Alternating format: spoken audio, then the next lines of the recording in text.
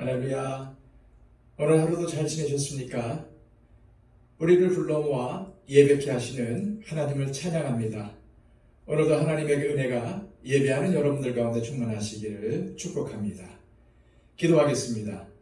아버지 하나님, 우리를 사랑하셔서 불러주시고 또 하나님의 자녀로 하나님을 섬기며 이 시간 엎드려 하나님을 예배케 하심을 감사합니다. 하나님, 영과 진리로 예배합니다. 하나님을 사랑하는 마음으로 예배합니다.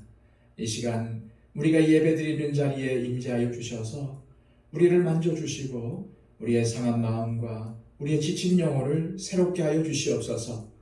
겸손하게 주님께 나갑니다. 주님, 우리를 맞아 주시옵소서. 오늘도 겸손하게 순종하는 마음으로 주님의 말씀을 듣기를 원합니다. 이 말씀 가운데 엎드리게 하여 주시고 이 말씀 붙들고 살아나갈 수 있는 우리가 되게 하여 주시옵소서. 말씀이 육신이 되어 이 땅에 오셔서 우리와 함께 거하시는 그 하나님의 영광을 보기를 원합니다. 주님, 영광으로 우리 가운데 임재하여 주시고 우리가 하나님의 영광 가운데 살아갈 수 있도록 붙잡아 주시옵소서. 예배의 처음과 나중을 주님께 맡겨드리며 예수 그리스도의 이름으로 기도하옵나이다. 아멘. 다 함께 찬송가 94장 함께 찬양드립니다.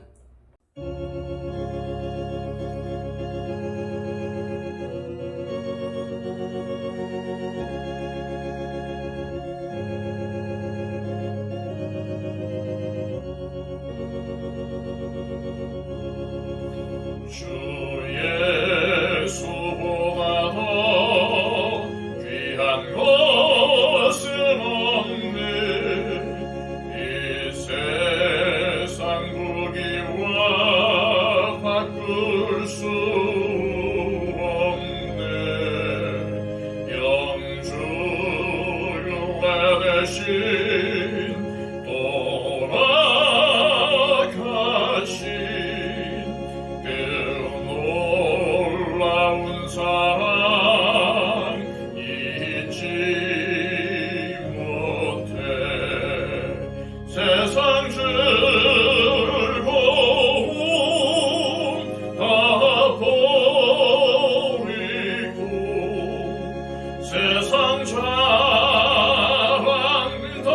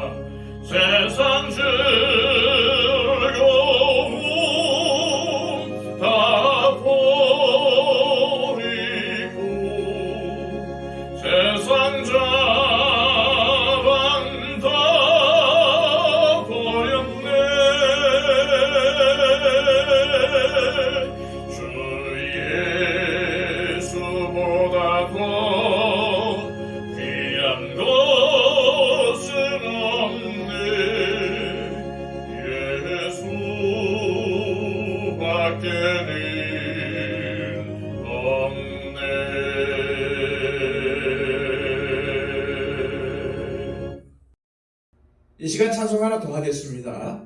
함께 부를 찬송가는 찬송가 401장입니다.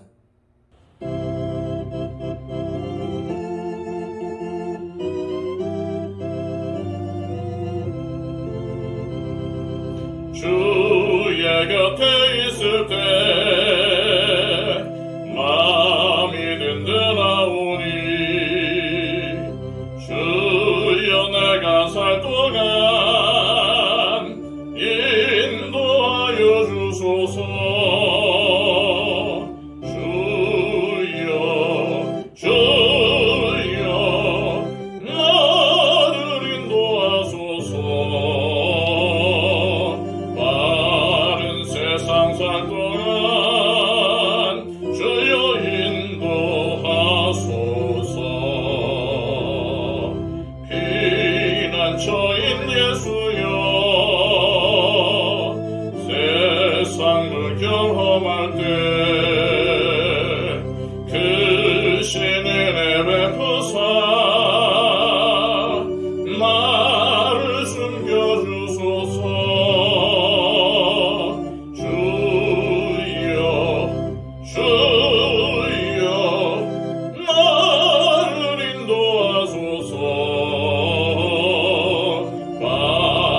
세상 살 동안 주여 인도하소서. 태산풍 파지난 후 영화로운 나라와 눈물 없는 곳으로 들어가게 하소서.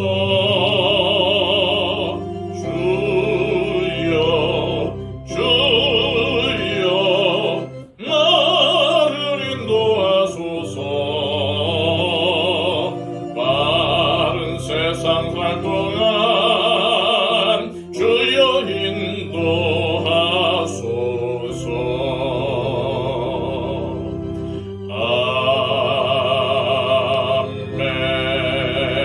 아멘. 이 시간 우리에게 주시는 하나님의 귀한 말씀은 신약성경 요한복음 1장 1절로 18절까지의 말씀입니다.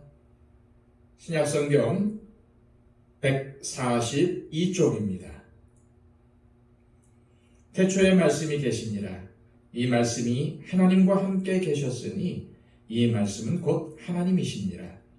그가 태초에 하나님과 함께 계셨고 만물이 그로 말미암아 지은 바 되었으니 지은 것이 하나도 그가 없이는 된 것이 없느니라. 그 안에 생명이 있었으니 이 생명은 사람들의 빛이라.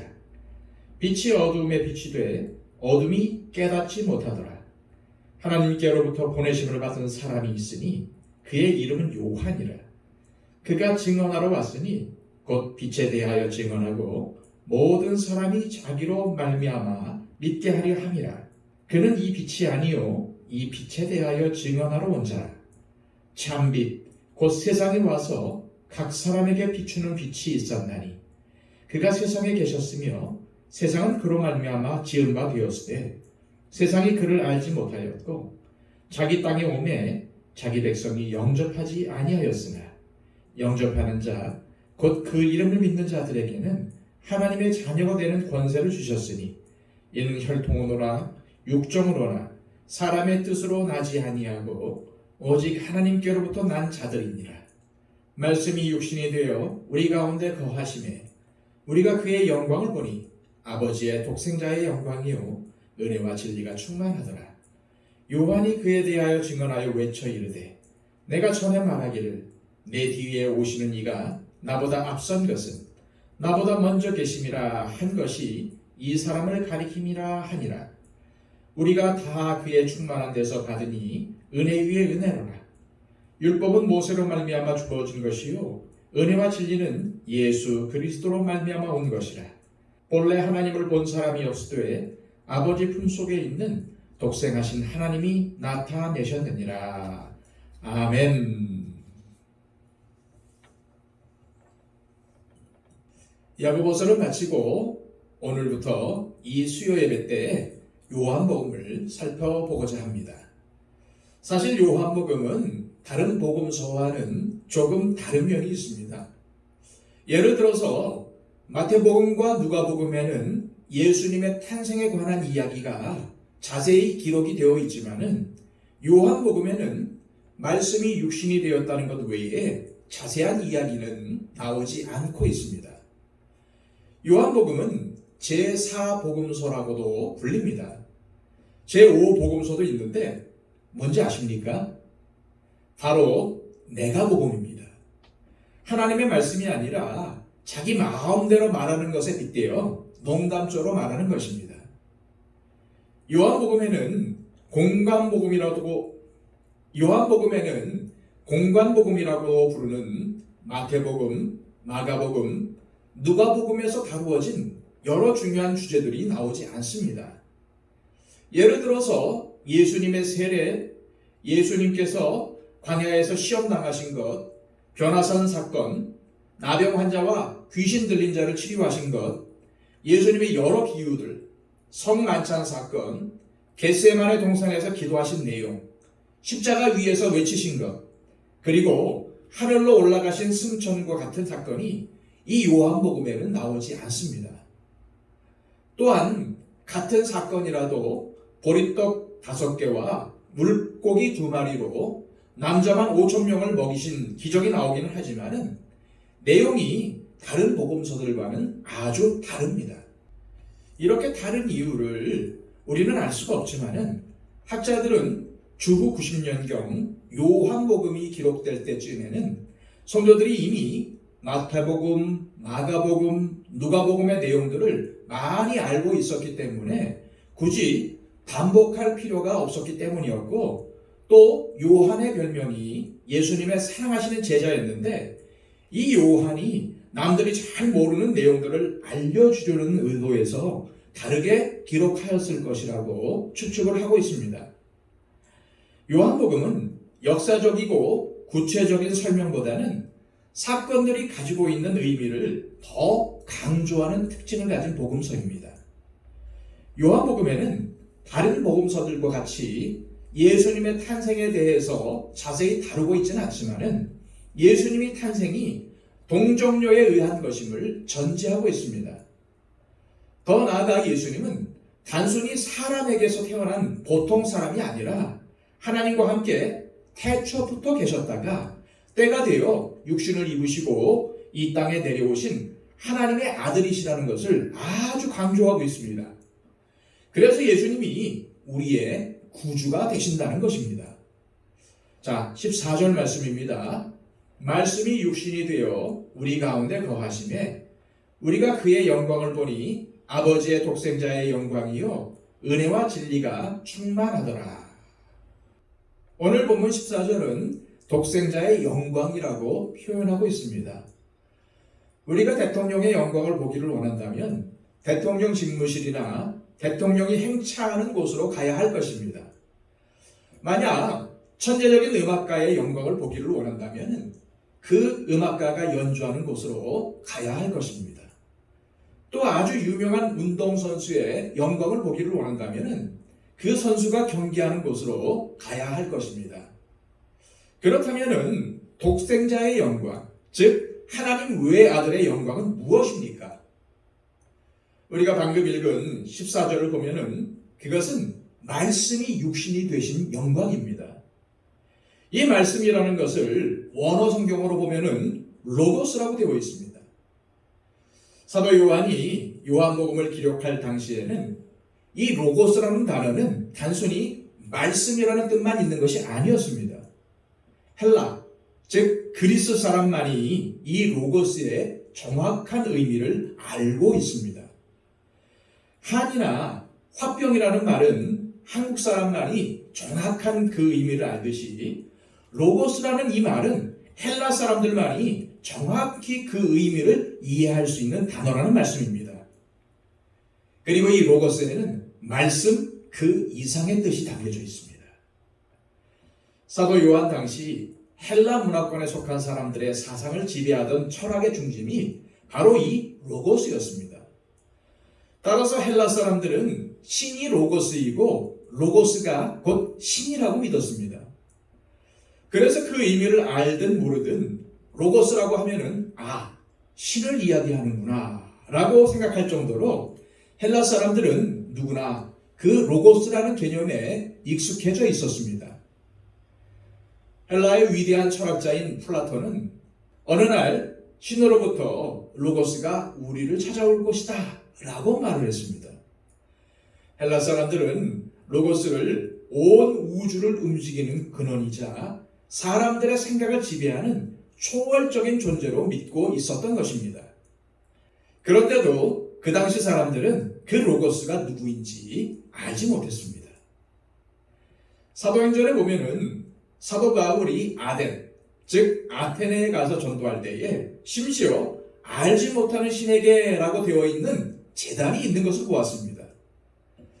사람들은 그 신이 누구인지도 모르면서 제사를 했다는 말이죠. 그래서 사도 바울은 내가 이 신이 누구인지 알려주겠다라고 하며 설교를 한 것입니다. 사도 요한이 예수님을 가리켜 로고스라고 말한 것은 바로 이러한 의도가 숨어 있습니다. 너희들이 매일 로고스라는 말을 하는데 그 로고스가 누구인지 내가 구체적으로 알려주겠다. 하나님의 아들 예수 그리스도가 바로 그 로고스다 라고 말하고 있는 것입니다. 1절 말씀입니다. 태초에 말씀이 계시니라. 이 말씀이 하나님과 함께 계셨으니 이 말씀은 곧 하나님이시니라. 여기서 태초라고 할 때에 성경에는 두 가지 의미로 사용이 되고 있습니다. 먼저 태초에 하나님이 천지를 창조하시니라 라는 말씀에 나와 있는 것처럼 태초는 모든 시간의 시작을 의미합니다. 반면 여기 요한복음 1장 1절의 태초는 시간의 시작이 아니라 영원한 과거를 의미합니다. 시작도 없고 끝도 없는 영원한 과거. 언제 시작했는지 도저히 인간의 머리로는 알 수가 없는 그것이 바로 요한이 말하고 있는 태초입니다. 로고스이신 예수님은 우리가 그 시간을 상상할 수 없을 정도로 오래전, 저 영원 전부터 계신 분이십니다. 같은 사도 요한이 기록한 요한계시록에서 예수님을 알파와 오메가라고 표현하고 있습니다. 한마디로 예수님은 우리 인간의 머리로는 도저히 이해할 수 없다는 의미입니다. 이처럼 태초부터 계신 말씀이 하나님과 함께 하셨다고 말하고 있지요. 하나님과 함께 하셨는데 또 그 말씀이 곧 하나님이시라고 합니다. 우리는 바로 여기서 삼위일체 개념을 알 수가 있습니다. 성경에 삼위일체라는 말은 나오지 않고 있지만은 하나님은 성부, 성자, 성령으로 계시다는 것을 성경 말씀을 통해서 알 수 있고 성자 하나님에 대한 부분을 우리는 요한복음 1장 1절을 통해서 알 수 있는 것입니다. 하나님이신 로고스 예수님은 태초에 천지를 창조하셨습니다. 자, 2절과 3절 말씀입니다.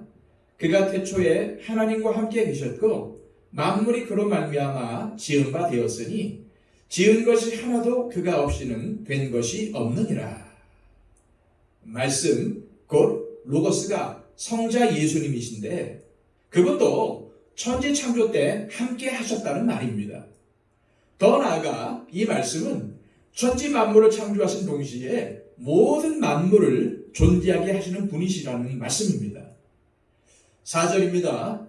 그 안에 생명이 있었으니 이 생명은 사람들의 빛이라.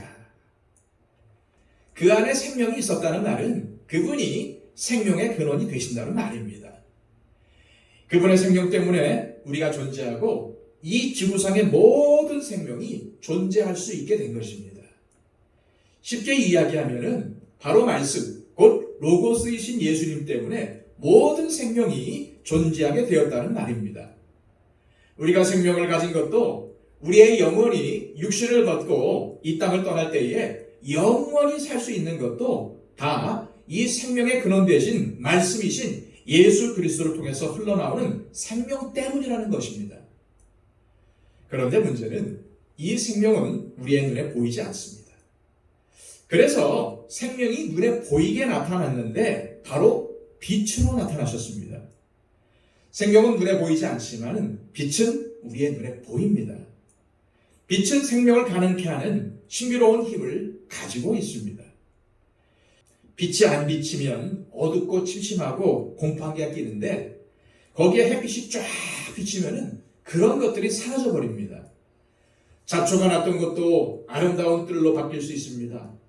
햇빛이 비칠 때에 생명의 역사가 일어난다는 것을 우리는 이 자연들을 통해서 알고 있지 않습니까? 이처럼 말씀은 보이지 않는 하나님의 생명을 눈에 보이도록 하시는 분이십니다. 그래서 그분이 가시는 곳에 생명이 주어집니다. 그분이 가시는 곳에는 어둠이 물러갑니다. 그분이 말씀하시는 곳에는 거짓이 거짓으로 드러나고 참된 것이 참된 것으로 드러나고 진리가 진리로 드러납니다. 이런 의미에서 말씀은 빛이 되는 것입니다. 이 말씀이 바로 예수님이신데 그래서 예수님이 계시는 곳에는 어두움이나 거짓이 없고 참된 것과 진리만이 드러날 뿐입니다. 그러니까 내가 예수님을 믿는다 하면서도 거짓말을 밥 먹듯이 하고 거짓에 사로잡혀 있다면 말이 안 되는 것입니다. 그런데 정말 놀랍고 신비로운 사건이 일어났습니다. 말씀이 육신이 되었다는 것입니다. 그 말씀이 우리와 똑같은 육신을 입고 이 땅에 내려오셨다는 것입니다. 태초부터 계신 하나님이시고 창조자이시고 생명이시고 빛이신 그 말씀이 육신이 되어서 우리 가운데 거하셨다는 것입니다. 여기서 거한다는 말을 원어 성경으로 보면은 장막, 곧 텐트를 친다는 뜻입니다. 이스라엘 백성들이 애굽에서 나와 40년 동안 광야 생활을 했는데 거기서 어떻게 살았습니까? 그렇습니다. 장막, 곧 텐트를 치고 살았습니다. 그런데 그 장막 가운데, 그 가운데에는 하나님의 임재를 상징하는 성막이 있었습니다. 출애굽기 33장에 보면은 모세가 하나님의 성막을 치는데 거기에 하나님의 영광이 나타납니다. 구름이 가득 채워져서 아무도 들어갈 수 없을 정도로 엄청난 하나님의 영광이 나타났고 하나님은 이스라엘 백성들이 광야 생활을 하는 동안 이스라엘 백성들과 함께 거하시며 동행하시는데 그 하나님의 임재를 상징하는 것이 바로 성막이었습니다. 그런데 사도 요한은 예수님의 탄생을 말씀이 육신이 되어 우리 가운데 하나님의 성막을 치고 거기서 같이 거하시는 것으로 설명하고 있는 것입니다. 출애굽 당시에 하나님께서 이스라엘 백성들과 함께 해주신 것을 연상케 해주는 말이 바로 오늘 본문 14절에 우리와 함께 거하시네 라는 말인 것입니다. 영광의 하나님께서 우리와 함께 거하시려고 이 땅에 오신 분이 바로 예수님이시라는 말씀이에요.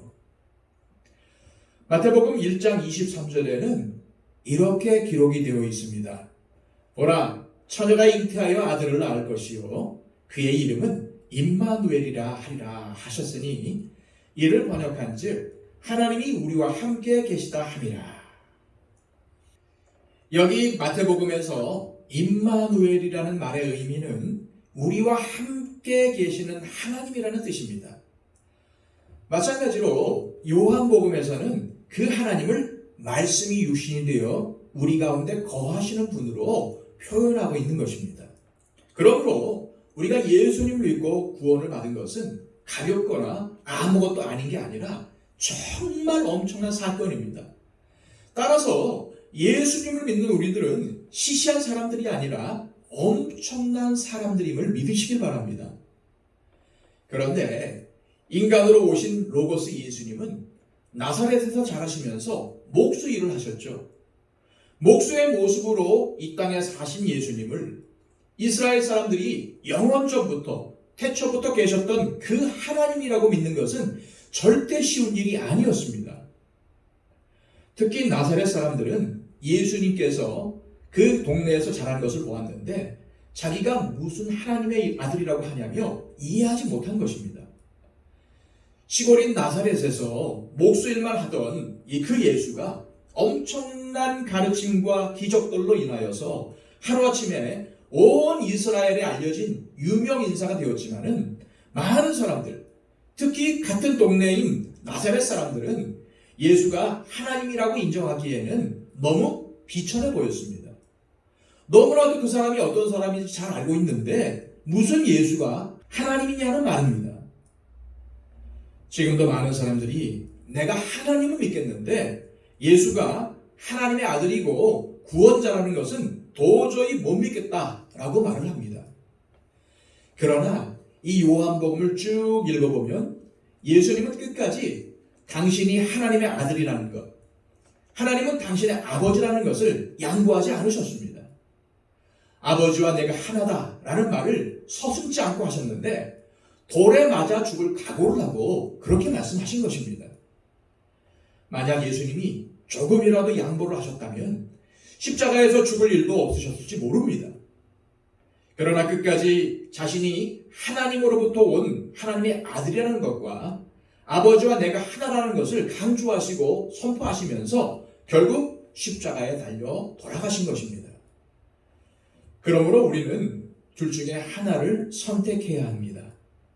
예수님을 진짜 하나님의 아들로, 구원자로, 로고스로, 하나님으로 받아들이든지 아니면 과대망상증에 걸린 정신병자나 또한 사기꾼이라든지 둘 중에 하나입니다. 중간은 없습니다. 나니아 연대기의 저자인 C.S. 루이스는 영국 캠브리지 대학의 교수였습니다. 그런 그가 회심하고 난 후엔 나니아 연대기와 같은 기독교 사상이 담긴 저서들을 썼습니다. 그런 그가 이런 말을 했어요. 이제 여러분 스스로 선택해야 합니다. 예수님이 과거와 현재의 하나님의 아들이라고 믿든지 아니면 미친 사람이나 그보다 더 상태가 나쁜 어떠한 존재로 보든지 둘 중에 하나입니다. 여러분 그를 바보라고 몰아칠 수도 있습니다. 귀신 들렸다고 하면서 그에게 침을 뱉을 수도 있고 돌을 던질 수도 있습니다. 그러나 그렇게 못하겠다면 그의 발 아래 엎드려 주님이야말로 나의 하나님이십니다 라고 고백해야 합니다. 위대한 스승이니 성인 중 하나니 하는 허튼 생각에 빠져서 그분에게 어울리지도 않는 말을 붙여서는 안 된다는 말입니다. 예수님은 육신을 입고 오셔서 죄인들 가운데 거하셨지만 그분은 하나님이십니다. 태초부터 계신 하나님이시고 천지를 창조하신 하나님이시고 생명의 근원 되신 하나님이십니다. 그러므로 누구든지 그분의 영광을 보기를 원한다면 그분이 하나님 되신 것을 고백해야 합니다. 중간은 있을 수가 없습니다. 그러면 누가 예수님에게서 하나님의 영광을 볼 수가 있을까요? 14절을 다시 한번 읽겠습니다. 말씀이 육신이 되어 우리 가운데 거하심에 우리가 그의 영광을 보니 아버지의 독생자의 영광이요 은혜와 진리가 충만하더라. 여기서 요한은 우리가 그의 영광을 보니 라고 말하고 있습니다. 여기서 말하는 우리는 누구일까요?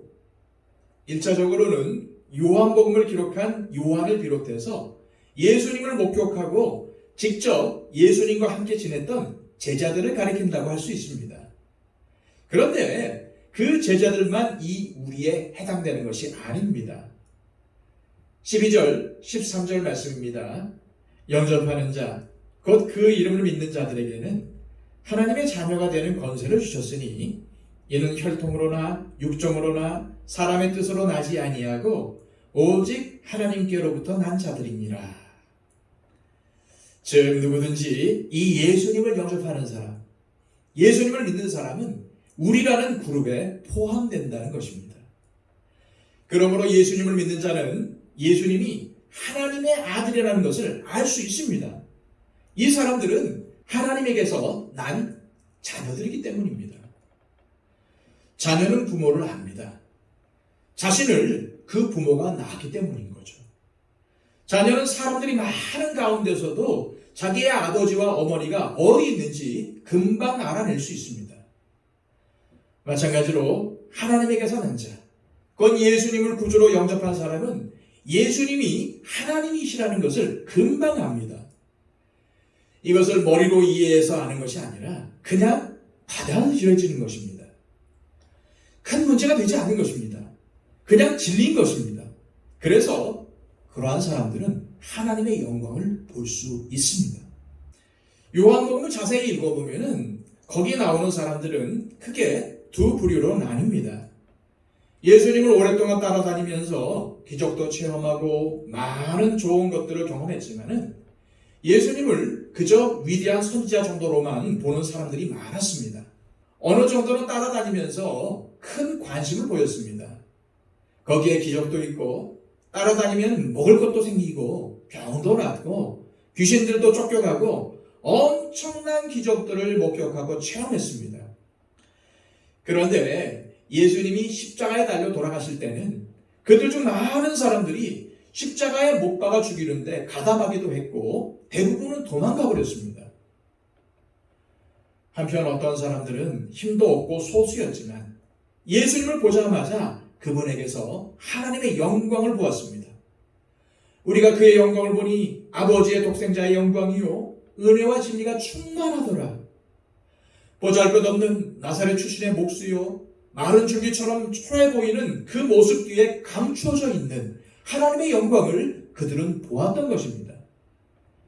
그러므로 이제는 예수님에게서 하나님의 영광을 본 사람과 보지 못한 사람, 이렇게 두 부류로 나뉩니다. 여러분은 어디에 해당되십니까?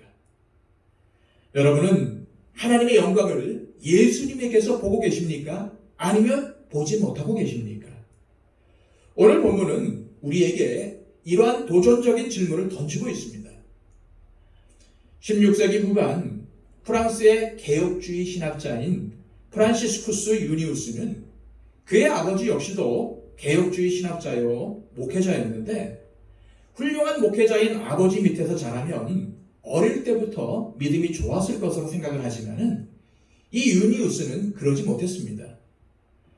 그래서 목회자나 직분자들을 위해서 기도해 주실 때 꼭 그 자녀들을 위해서도 기도해 주시기를 바랍니다. 유니우스는 아버지가 신학자요 목회자였지만 신앙을 떠나버렸습니다. 머리가 커지고 나중에 고등 학문을 배우면서 점점 믿음에서 벗어났습니다. 그러더니 결국에는 신앙을 아예 포기해버렸습니다. 아버지는 이 아들을 위해서 늘 기도하다가 강압적으로 한다고 되는 것이 아님을 알았습니다. 그런데 기도하다가 하루는 놀라운 방법이 생각이 났습니다. 하나님이 그러한 지혜를 주신 것이죠. 아들이 공부하는 것을 좋아하고 책을 읽는 것을 좋아해서 아버지의 서재에 자주 왔습니다. 그래서 거기에 성경을 펴놓는 아이디어가 생각이 났습니다. 언젠가 하나님이 내 아들의 눈을 열어주시면 아들이 이 성경책의 말씀을 읽게 되는 날이 오겠지 라는 믿음을 가지고 기다리면서 이 아들을 위해서 기도했습니다.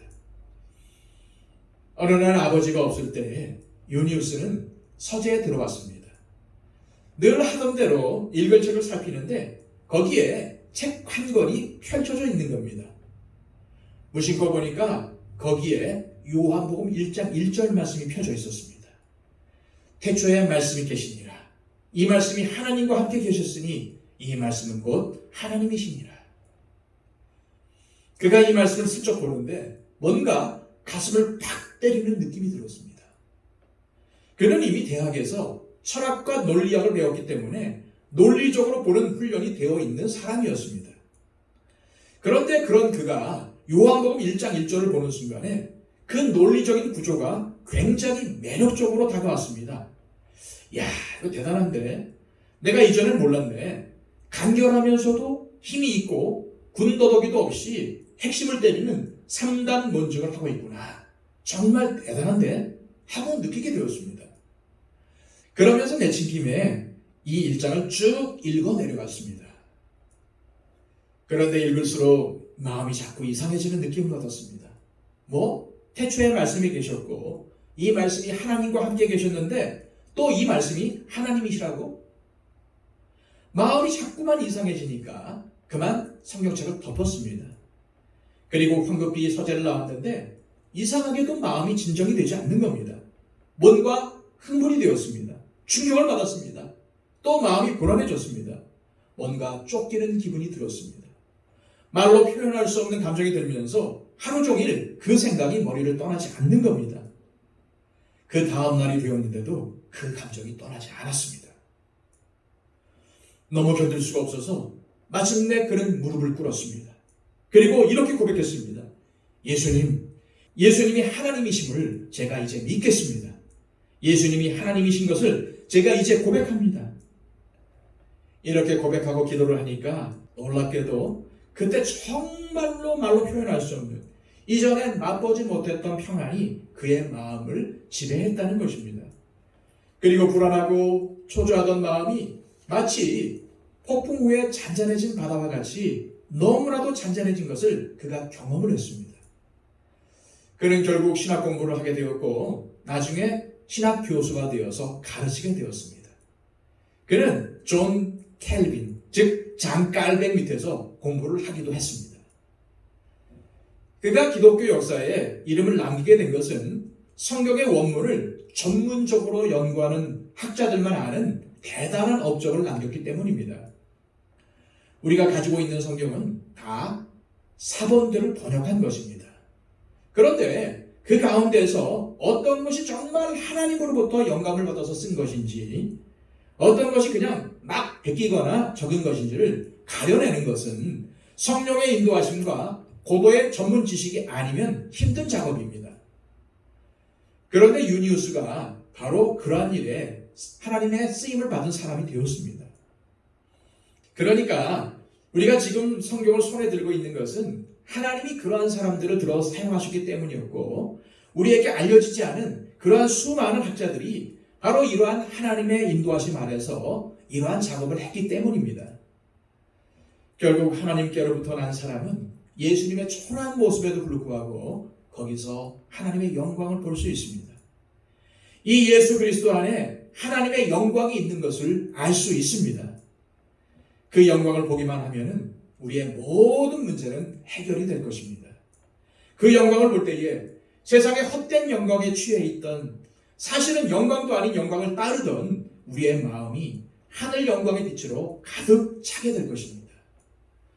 예수 그리스도가 하나님이시며 구주이신 것을 보는 눈이 열릴 때에 우리의 마음을 짓누르고 있었던 모든 근심과 염려와 걱정이 사라지게 될 것입니다. 주님의 영광을 보는 사람은 그분 앞에 무릎을 꿇고 자신의 삶을 기쁨으로 드리게 될 것입니다. 그분의 영광을 보는 사람은 자신의 모든 것, 자신의 생명, 자신의 재물이나 사업이나 가정도 다 주님의 것이라고 고백하게 될 것입니다. 주님의 영광을 보는 사람은 이 세상의 어떠한 기쁨이나 행복에 마음을 빼앗기지 않고 진짜 기쁨과 행복을 맛보게 될 것입니다. 저와 여러분이 바로 이러한 사람들이 되시기를 축복합니다. 기도하겠습니다. 아버지 하나님 감사합니다. 오늘 요한복음 말씀을 통해서 우리에게 깨달음을 주시고 우리의 눈에 덮여있던 비늘 같은 것들이 벗겨짐을 알게 되었습니다. 그렇습니다. 예수님을 그저 훌륭한 사람이라고 정말 대단한 사람이라고 여겼던 그런 마음들을 이제는 내려놓게 하여 주시고 나의 하나님이여 나의 구주라는 그 사실을 이제 고백하며 마음으로 받아들이고 믿고 하나님의 영광 가운데 거하는 우리 모두가 되기를 원합니다. 주님, 하나님의 영광을 볼 수 있는 영안을 열어주시고 늘 그 영광 가운데 거할 수 있는 축복을 우리 가운데 더하여 주옵소서. 예수 그리스도의 이름으로 기도하옵나이다. 아멘.